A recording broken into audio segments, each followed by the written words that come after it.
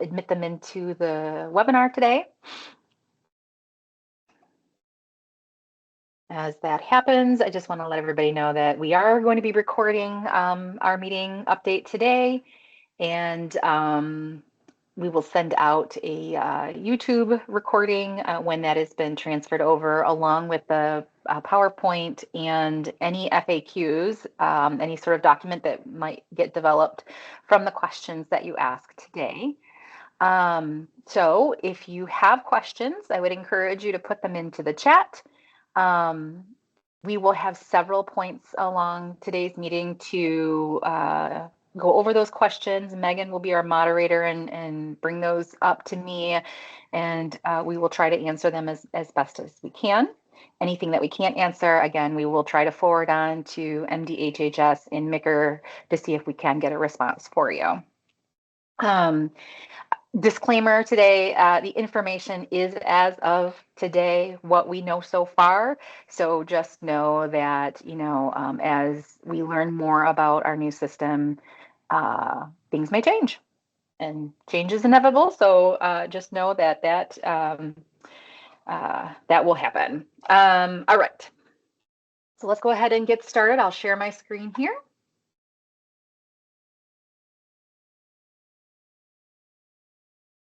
Oops, hold on a sec. My name is Letha Martin. I'm the Immunization Program Supervisor for Oakland County. And again, I'll just quickly repeat that we are recording today. We will send out a link and the PowerPoint and any questions that get answered to share out. Type your questions in the chat, please. Anything that you can think of, we want it in the chat. We'll save that over and make sure that we address anything we can't do in this hour. So we'll get that moderated, and hopefully at the end of the short presentation, we'll have some time for some open question and answer portion where you can maybe raise your hand and come off mute and do that as well. But for the time being, let's just put everything in the chat, and we'll get started. Okay, so here is the information that you need to know and the dates you need to know. So if you haven't heard, we have a new immunization information system. It is coming June 15th. That is the launch date for healthcare providers. You may have heard it being called multiple names. You'll hear folks from the state or MCIR call it a few different things. So if you hear something like MCIR Mod, MCIR by STC, or MCIR powered by STC, or powered by STC1, this is what we're talking about. It has a complete new look. It is not just a little upgrade from the MCIR that we have now. It is a completely new system, new layout, new navigation, updated workflows, new terminology, new task organization. There's going to be slightly different processes for how you do things like managing patients, inventory, and reports. But it was needed. What we are being told is that our MCIR system needed some updated functionality, and it also needed to be more efficient, secure, and accessible. There were some federal regulatory standards that needed to be met, and so this was the decision to go with this particular company, STC1. What is important to know that we are part of a consortium now. We are part of 17 jurisdictions and states who also use this system, this platform. And there are things that are going to be different because we are going to be using what other states have been using. So there's some things that may not translate one-to-one. There are some things that translate, they're just called something different, right? So it's the same functionality, it's just, maybe a different vocabulary for you. What's really good about being a part of a consortium, though, I think, is when there is an update, we all get it, right? So if there's something, a new upgrade or a new functionality, everybody gets it, which is quite nice. One thing that is to know, though, is that it may not be as timely as what we have had in the past. So that is something to consider, that if there is a particular bug or improvement that needs to be made, that of course goes back to the consortium for that work to be done. So, we won't have a quick fix like we used to have with legacy MICR sometimes. What else is different about this system is that it's multi-tiered. So when you eventually get into it, you'll see that, you are, there'll be the facility level, so your individual offices and practices and things like that, and sites. And then there's organization level. So our health systems will have an overview of all of their facility sites, right? And so depending on the type of user that you are, you may have access to just the one facility you work at, or you may have access to all facilities or some facilities and also the organization. So this is also, I think, a really nice feature for some of us who need a different view of what's going on for our MICR sites. A good date to keep in mind, June 10th. That is the shutdown of legacy MICR-CERs. There will be a blackout at the close of business on June 10th. We will not have any MICR access from June 11th through June 14th. During this time, there will be data migration that's happening. So all of the checks and balances and all the data that's going to go over will happen over these few days, so that go live happens on June 15th. One thing to note is that it will be core functions only. So the initial contract agreement for the core functions of STC1 will go live on June 15th. We just need to be prepared that there'll be more functionality added. So if you were looking for that one thing that maybe a Michigan-specific customization, that might happen later in July, or as other upgrades happen, those will be added as time goes on. What we are told is all existing immunization data will transfer. It remains intact. It will go over to the new system. What to focus on right now would be your training. So ensure that by June 10th, you have your assigned required self-paced courses complete in the learning management system, and that you have an opportunity to register and attend the virtual instructor-led classes, the VILTs. And we'll talk more about training in a little bit. Okay, so this is a summary of the preparation. So 5 categories of steps that I want everyone to kind of focus on. So before June 10th, if you have not done so already, some of this has already been done for many users because we've already started with our LMS training. But if you haven't, or if you are new to MICR user, please verify your account information in My Login. That's your My Login for business registration when you first get access. Remember, My Login gives you opportunities to be associated with other applications. MICR is just one of them, but you want to make sure you verify the account information. Site administrators need to make sure that their MICR site contact information is up to date, and you complete the required training, each user, that you complete data entry. Again, we'll talk more about what that means, and that you run any final reports. And some of things may apply slightly a little bit more to our vaccines for children, adult with for vaccine program type sites, but some of it may not, and you can still get the benefit of this update here for all MICR sites and users. All right, so that first step, update your My Login. So again, you may have already done this, especially if you are current in your LMS and completing courses and attending those classes. You've probably already had this fixed, but I think it's important to note that if not, or you still just want to double check that you continue to get the correct access, is verifying your email and your phone number in your My Login account. So when you go to My Login for Business, top right corner is your account button there, the link to click there, and just give it a good once over. Make sure that the email is a unique to you email. We are encouraging people not to use a general or shared email address. We come across this a lot where, it's office manager at ABC Pediatrics, And we really don't want to do that because that's where your LMS registration would have gone, or that's where communication for end users go. And if you're the only one getting that because it's not being shared amongst all the other individual users, that's not effective. So make sure it's a unique to you email address, and then also include preferably a cell phone number to support the multi-factor, the MFA authentication. When you log into MCIR for the first time that day, each day, it will ask you, where do you want your authentication code to go to? You have a couple of choices there. Cell phone, of course, is usually the most popular. You can choose a phone call. I believe you can also choose an email. So again, you just want to make sure that's up to date so that you're getting the code to be able to log in for the day.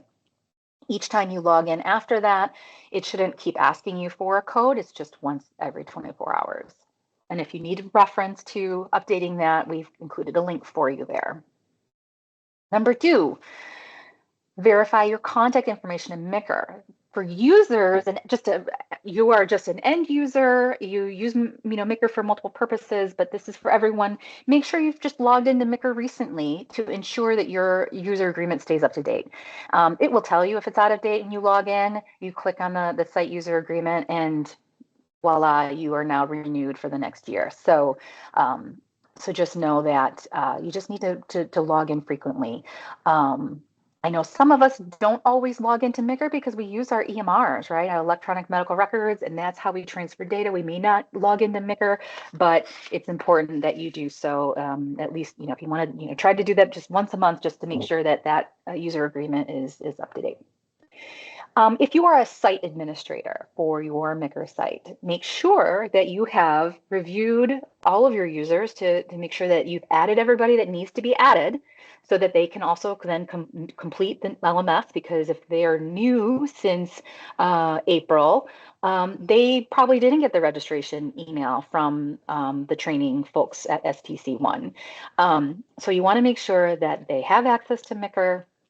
You want to make sure that you've deleted folks that no longer work at your site, or maybe they work to transfer to a different site. So just review all that. Site administrators can also update all the tabs on your homepage. When you click Edit My Site, you have opportunity to update your contact information for your site, your MCIR users, again, adding and deleting, site contacts, your VFC tab if you are a Vaccines for Children or AVP provider. You want to make sure that your e-order contacts are up to date, and your primary and secondary coordinators are also up to date. If not, when you look at that enrollment tab and you look at your most recent VFC enrollment and they are not up to date, please click on the change of information form. And I think we'll try to put that in the chat here in a little bit. To let us know, and we can go ahead and communicate that over and make sure that our information is up to date, the state's information is up to date. The reason why that's important, I'll share some rationale with you, is that when the system launches, it helps to assign those roles of, what users can do what in the new system. Okay. And then again, your business hours, if you need to update that, that's a helpful time to do it as well. All right, we're going to pause for a few questions.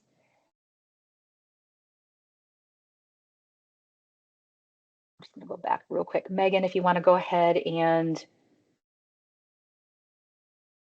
There's no questions in the chat right now, Letha. Oh, okay.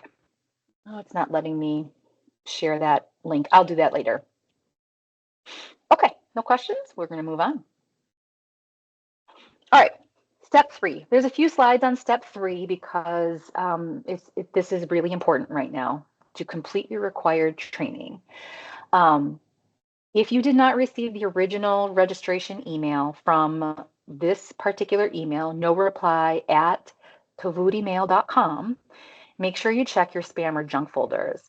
So there was some instruction given out earlier about, if you have an IT department, to make sure that this email has been whitelisted so that it will come through in your inbox and not be labeled as spam. If that didn't happen, that's okay. Check your spam or junk. If you cannot find it in either place, inbox or spam or junk, you can contact this email here, STC Training Services. so that they can try to find your account and request access, get you registered into the system. You know, this may have happened because maybe your user agreement was out of date, or it was a shared email that was used, or you know, an out-of-date email. We've had a couple of situations where people's like, well, yeah, when I originally signed up for MCIR, I was working for so-and-so, and now I work for this provider, or I work for a new health system or something. So that's why looking at that My Login account is very important. To get into the LMS, which would be in your registration email, the link is here. And you just would then get started with your email address that you use for My Login, so it's connected. And then they'll give you a temporary password that you would then change upon logging in the first time. Now, if you are past this point, meaning you weren't an active MCIR user for your site, you just got added, you're new hire or anything like that, your MCIR account was not created until after March 14, you have now the option of self-registering for the LMS. So I would always try contacting STC first to make sure that you didn't have an existing account that they can then update for you and get you registered. But if that's not the case, you can do a self-registration and select your user category. And so what they're recommending is that you just want to select the group that best matches your role and responsibilities. And if you need to have a conversation with your supervisor about that, please do, so that you're not doing extra training that's not recommended or required. So they're saying that typical users are going to be registered for, should be registered for the average user and reports group. And that would include everything that you might need for your role at your place of business. The average user group, you get that plus inventory as optional. So again, you can kind of look at the categories, see what best fits you, and go from there to get registered and start those self-paced courses. They've included a user guide if you need to click on that as well to do a little review. All right, so once you have your LMS access, the first thing to do is on the left side panel menu there, you're going to click on courses. Those are the ones that would be assigned to you based on your role. What we do know is that in the initial rollout, the inventory management course was required, but now has been made optional for the average MCIR user because we know not everybody is involved in inventory management at your site. So if you want to do it or your supervisor thinks you should do it, make sure that you do, but it is not required any longer for the average user. There is now a glossary and crosswalk in the LMS system. If you click on the media library, which is again on the left side on the menu, you can search for it by typing either glossary or crosswalk, and it'll bring up a document. Right now it's an Excel document where you can kind of scroll through. This is going to help with some of that terminology. We talked about this is kind of a whole new language, new vocabulary. You'll be able to see what we used to call something in legacy MCIR and what it is now, what it's called now, and whether there's any difference in functionality. If there's a one-to-one, it does exactly the same thing or not. Unfortunately, right now it is only viewable, so this is not something you can download and print and refer to, post for your staff. Right now, it's just viewable within the LMS. All right. Once you've completed your self-paced courses, which you do absolutely need to complete before June 10th, or else you will not get access to MCIR by STC. When that launches on June 15th. So if you stop here, that's what you need to do is complete the self-paced courses. That indicates that you have completed the requirement for training. They will then allow the access on June 15th if you needed to log into MCIR by STC then. The virtual instructor-led trainings, these are optional, but highly recommended. So what this is these are trainings held by the ETA, so that's the Education and Training Analyst at MCIR. And each day they offer 2 sessions of the same class, and Once you complete your self-paced module, then your VILT will open up accordingly, whatever is the appropriate matching course. These already started May 4th, so there's already been several weeks of these VILTs, and but they have opened up more classes and more spots. So continue to register for these if you have not attended them yet. One good thing is you can continue to attend them multiple times. So if you're like, I really would like to watch that, inventory module again, sign up for another session, and you'll be able to watch and learn. They do allow questions in the chat. There's no raising hands and speaking, but you can ask your questions, and the ETAs will try their best to answer your questions, and also then forward questions on that are unanswerable during that class. Let's see. What's also helpful, I think, is the office hours. So those will continue on as well, office hours on Friday. So if you have, if you feel like you've gotten your fill of courses and classes, but you just have a specific question, you can log on to an office hour. All right, we'll pause for questions. Anything in the chat? Nothing in the chat. All right. Okay, so once you've done your courses, the self-paced courses, again, the VILTs will continue, into June, and I believe I heard July at least as well.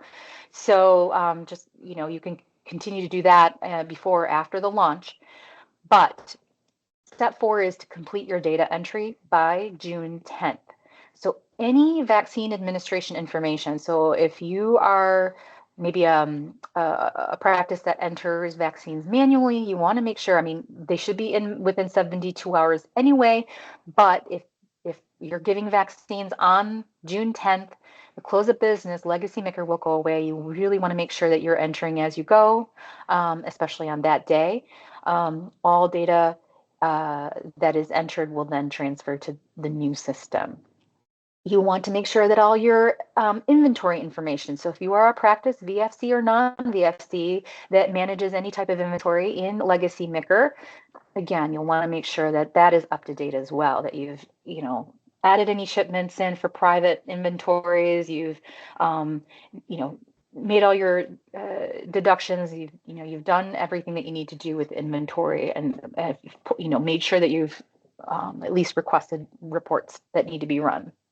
For VFC, it is definitely going to be a top priority for us here at Oakland County and the VFC IEP team to ensure that for VFC AVP providers that you have balanced both your VFC and private inventories as we lead up to June 10th. As close as we can to get to that date, we need to make sure that both are balanced, that zero balanced inventories with with a zero need to be inactivated.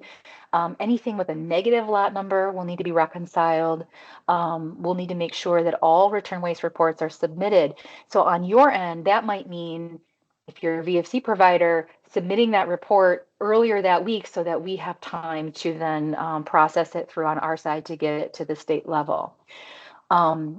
You can reach out to us if you need assistance for this, but we will be assigning our VFC nurses to our provider lists and reaching out to make sure that this is complete and everything is done in time. Step 5, run your final reports. So again, last day for access is June 10th. I'm going to keep saying it over and over again. You will need to run, save, print any reports needed. So VFC or non-VFC, this is a big change. There will be no batch reports in Micker by FTC. We know a lot of you do rely on batch reporting. I know this has been a concern that's been brought up, and I'm sure Micker and MDHHS are talking about this with STC, but at this moment in time, we do not have a batch report. So what some providers can do is, especially during this blackout period, or even maybe into the beginning of STC, version of MCIR is run all your scheduled appointments and run all those batch reports early, and at least have them all ready to go with MCIRs printed during that time. Run your recalls or reminders. If you do maintain any inventory in your MCIR site, you want to make sure you also print, save your final ending inventory report as well. And I say save print because there will not be a retrieve results to go back to on June 15th. Okay, so make sure that you just don't leave, you run the reports, but then you forget to go into your retrieve results and pull those reports out of there because those will not transfer in the new system. So make sure you grab those. All right, for VFC, similarly, you're going to run that final doses administered. You're going to run that final ending inventory. And for VFC and non-VFC providers, you're going to hang on to these and use them because then on June 15th, we're going to ask you to verify the inventories that everything transferred appropriately. And that's what you're going to use to make sure. For VFC providers, as soon as you get that final balancing done, please send all of your supporting documents to ochdvfc@oakgov.com, just as you do normally. All right. Any questions? Nothing's come up in the chat. Awesome. Okay. All right. So either you've heard it all before or we're doing a good job of giving you all the info. So we're going to move on now. So you've done your training. You've done all your final requirements before June 10th or towards the end of June 10th. And now we're at the blackout period. So June 11th through June 14th, Legacy MCIR will not be available at all. Okay, so you won't be able to look up records. You won't be able to do any data entry during this time. So I'm going to repeat again. You might want to prepare your batch reports ahead of time. So that if you are going to continue to give vaccines to folks that are scheduled with you during the 11th through the 14th of June, you have a most recent MCIR report to refer to. If you enter vaccines manually into MCIR, you do not have a data transfer system, you're going to want to track your immunizations that you do give during this time period on a vaccine administration log. And if you need a copy of that, we'll include that in with the this PowerPoint or an attachment for you.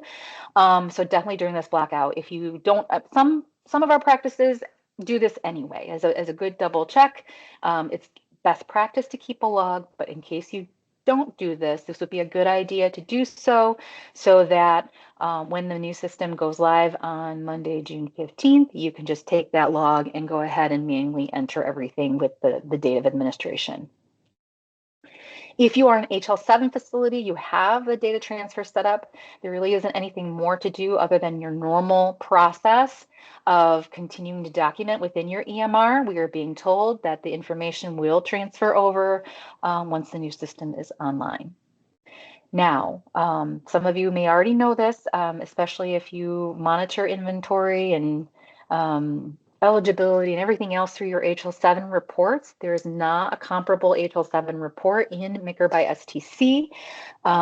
So we are being told the workaround is to definitely work with your EMR vendor to learn if there is a report that's available to you through your EMR to determine whether or not those messages went across, whether there was any issue with the messaging, the data transfer.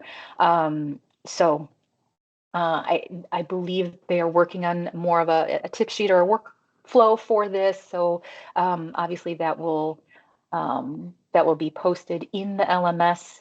And that's just a good reminder. In the LMS, there is on the left side menu, there's a media library. So if you're ever looking for a reference guide, a tip sheet, they have videos there too. You can just do that little search. Like I was telling you about looking for the crosswalk, you can do a search for information there and should populate with some options for you to review. Some things are downloadable, some things are just a video. You would just watch the step-by-step process. But so I'm assuming that something like that might be posted at that point later. Let's see. Okay. Go live. So June 15th is the target launch for MCIR by STC. So who's ever in charge of your inventories, whether you're VFC or non-VFC, you want to make sure that you review that and compare it with those reports that you ran on June 10th to make sure that everything migrated appropriately, all the data is there for your inventories. Some things will not transfer. So again, that's why we were saying we want to inactivate anything that has a zero balance because those won't transfer over. Anything with a negative balance won't transfer over. So hopefully those would all have been resolved the week before.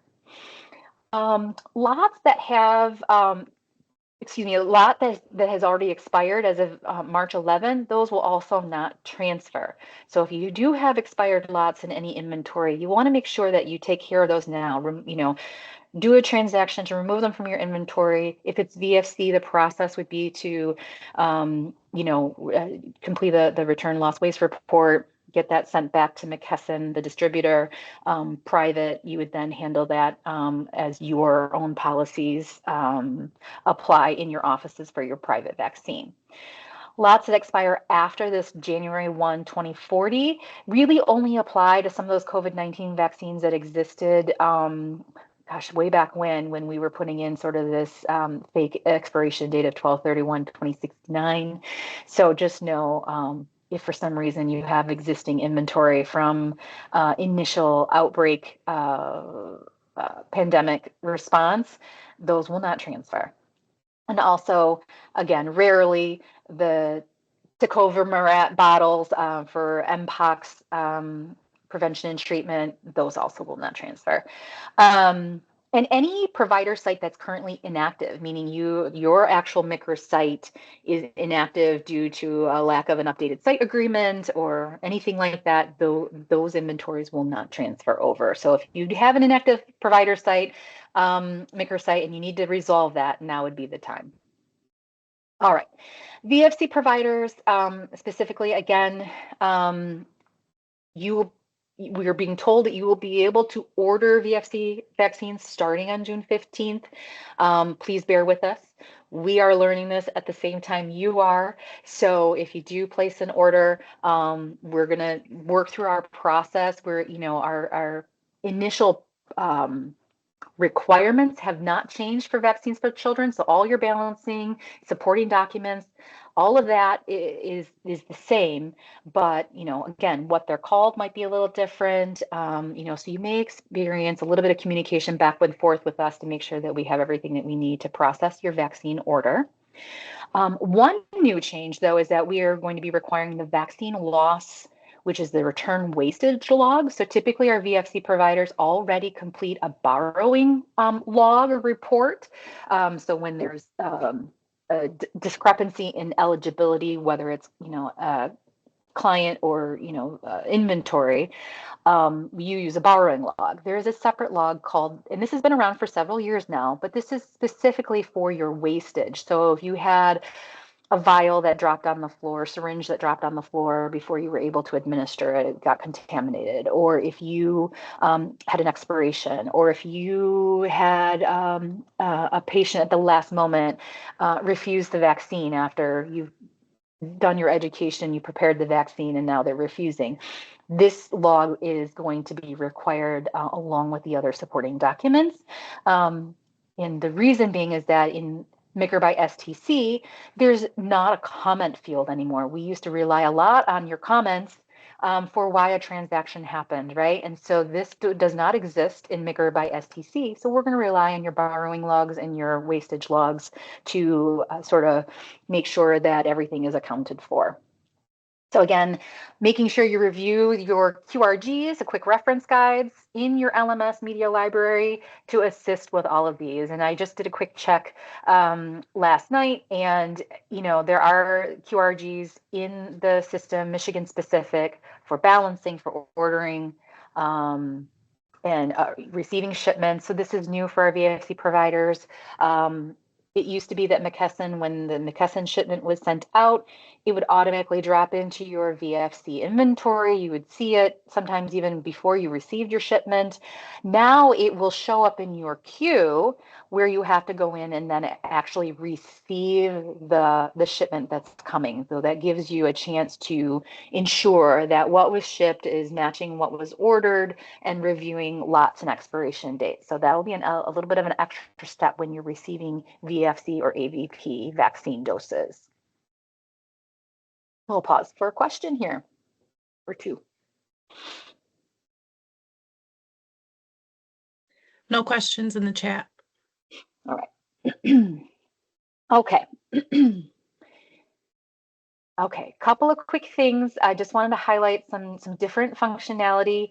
Honestly, I'm not going to discuss a lot of the functionality of MCIR by STC just because we are not training on this right now. Again, we are learning this right alongside with you, arm in arm, linked together. But I do want to point out a couple of new things, especially on the provider side. School and early learning vaccine requirements. So some of you know that there are requirements to enroll a child into school and into an early learning or childcare site. And what is different about this now is that they will not have access to their particular module potentially until late summer, early fall. Okay, so they're going to have a much longer blackout period. They also, in the new system by STC, will not be able to enter any vaccine data on their end. And I know as providers, you probably didn't even know that this was happening because you didn't see this data entered by a school or childcare on your end. They used to be able to enter unverified vaccine data. Once you saw the family for a visit for vaccines, you entered vaccine history, and that, if it overwrote their unverified data, again, you would not know that. On the health department side, we would see that unverified data, and we would then verify it if we were able to see the vaccine history. If they brought in an immunization record out of state, out of country, different provider, either way.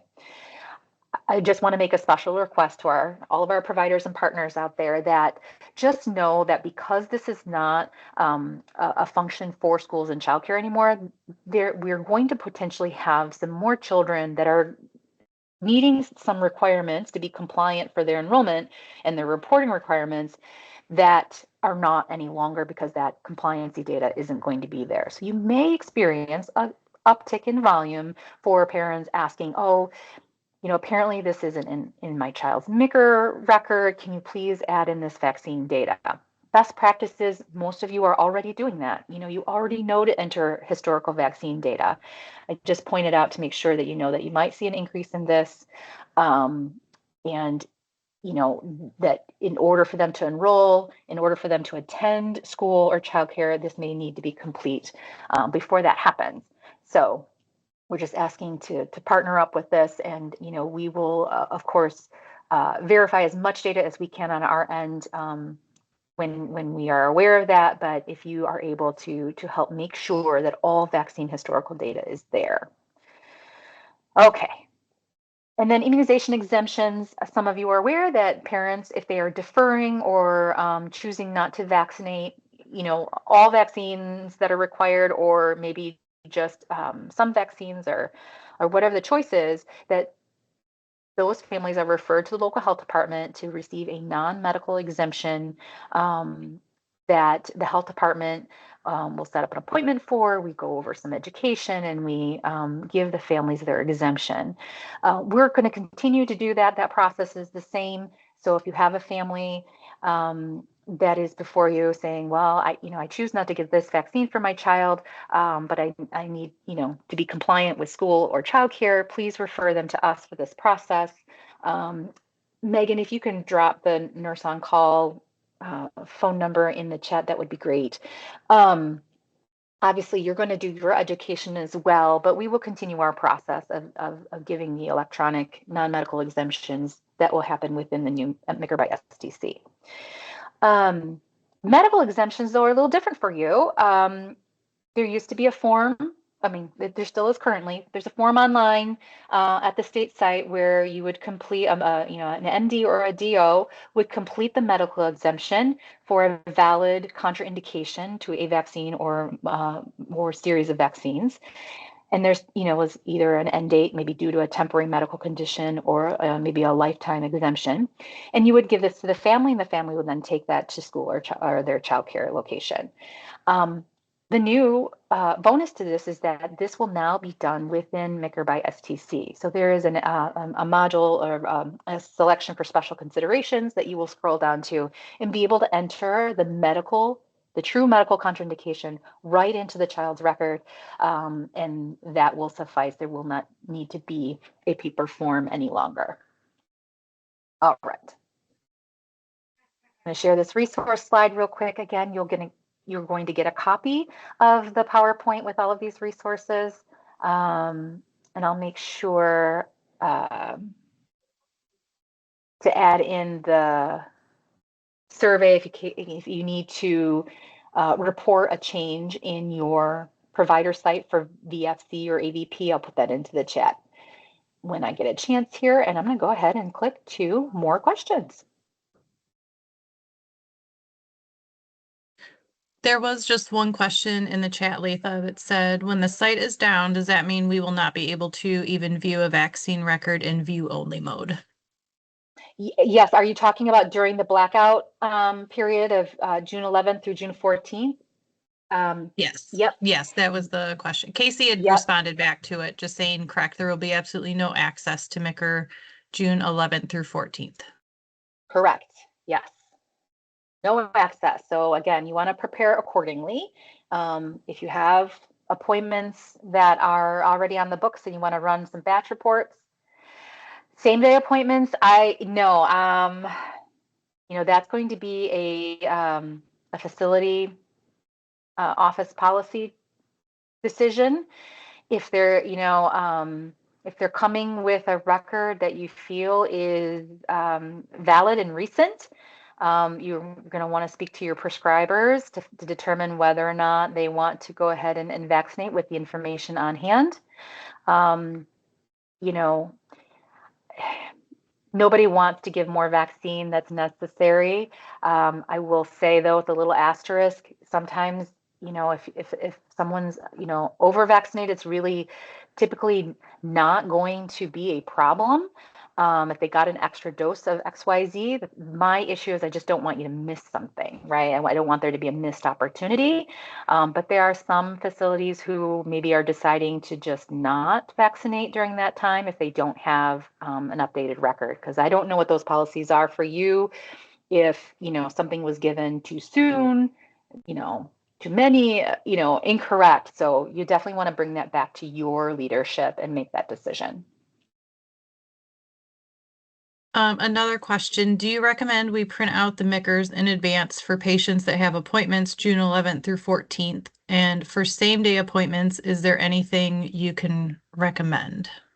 Yeah, so that's what we were just talking about. So I would definitely, for those scheduled appointments, run a batch report. And then, you know, you can just add all of your scheduled appointments to that batch, and then it will print all of your MCIRs for those days. You can, you know, separate them out by, you know, by date of appointment, date of, you know, or provider that they're going to be seeing, and have all that ready to go. And if you have same day, you know, or walk-ins, again, you're going to want to talk about that with your leadership and determine what's the best course of action for you. Sometimes vaccinating is the better choice because maybe there's a requirement that they need. It's a time sensitive issue. You know, giving an extra dose of XYZ is not contraindicated in any way. But if you are, you know, if your providers are hesitant about a vaccine error, then, you know, you're going to, again, want to talk about that within your facility and determine the best course of action.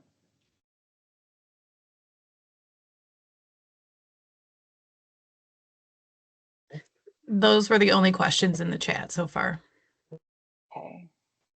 Oh, and Casey, great point. I just opened the chat up. You know, some EMRs will help you assess But again, remember, it's not, if you did have bidirectional, it's not going to be bidirectional during that blackout period.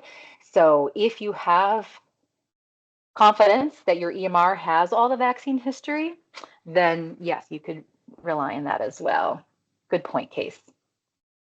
I am putting in the chat for our VFC providers, this is the survey for updating any information about your provider site. So if there's a name change, a provider change, primary and backup coordinators, anybody that you need to add to our listserv.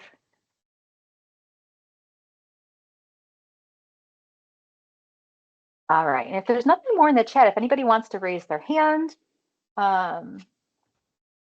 we'd be glad to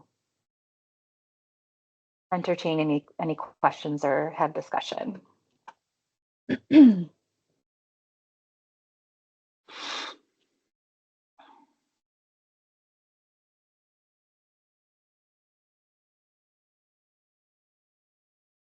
thank you, Megan, for putting the Oakland Connects number in. So Oakland Connects is our nurse on call. Some of you may know it as nurse on call, formerly known as nurse on call. We are now Oakland Connects for any resources and connections and referrals. That's who you want to call.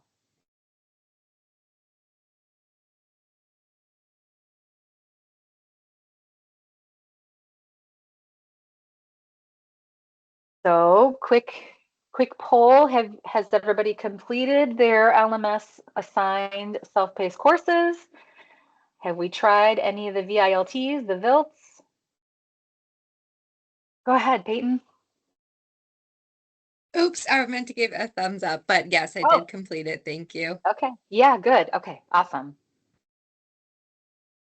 I see Steve's question. A medical assistant that just started this week, I added her to our roster, should be able to do the learnings or get an email to the self-paced courses. So because this is a new staff member for you and you've just added them to your Maker site as a user, then I would direct them to the self-registration link. So let me see here. We just sent that out this morning, or at least let me see if I can share the link for you in the chat. So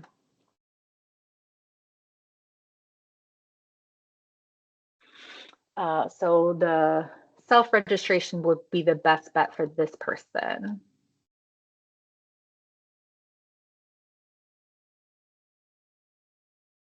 So what you're going to do is you're going to go to the LMS homepage, and that's in the chat right now, and then click on register here in the top right corner, and then you can have that medical assistant get going with their courses.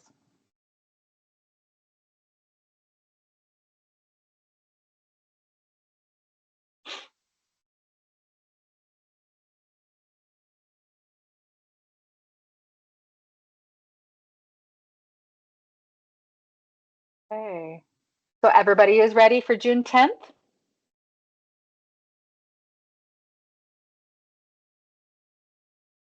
Thumbs up, yay. As with anything, please reach out to us. That resource slide has email addresses for us. So if you are a VFC, you're going to contact ochdvfc@ocov.com, and we can put that in the chat too. If you are a non-VFC or immunization partner, maybe from for a different reason, please email us at ochd-vaccines, or excuse me, -vaccine at ocov.com, and we're happy to help you out. And if it's something that we can't address, something we'll have to forward on, we will help facilitate that and forward it on to the MCIR transition team or STC, maybe if it's a training issue. Peyton, is the downtime started on June 10th as 12:01 a.m.? That is a great question. The only thing I have seen so far in the materials shared is close of business. So I would, to be on the safe side, think about that as like 5 p.m., right? I would not bank on that being sometime in the evening, just in case that is, just in case it is earlier than that. So my answer is close of business.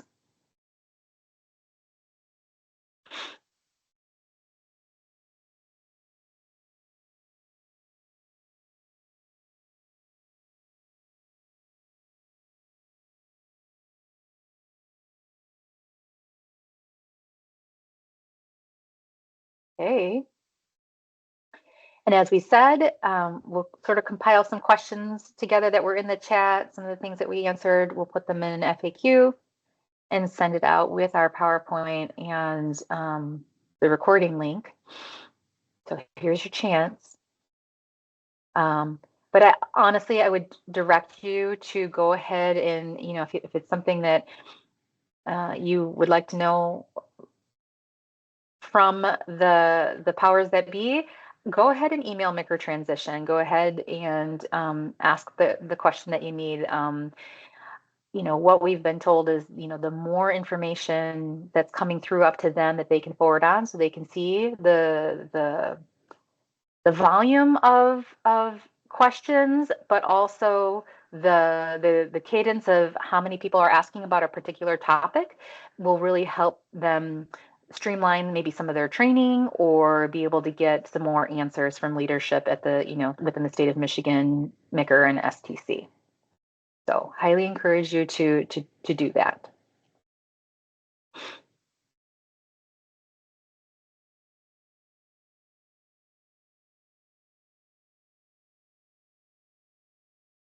All right. Well, if there isn't any other questions in the chat or raising your hand, this is all I have for you. I appreciate everything that you do. Please, again, reach out to us if you have a question. We're happy to partner with you. And as I mentioned in an earlier meeting with our school and childcare partners, we're in this together. We're learning this together. So we will do our best to connect with you, get back with you as best we can. And, if there are if there's communication or changes along the way, we will definitely try to get that out to you. But thanks for all you do. Appreciate it.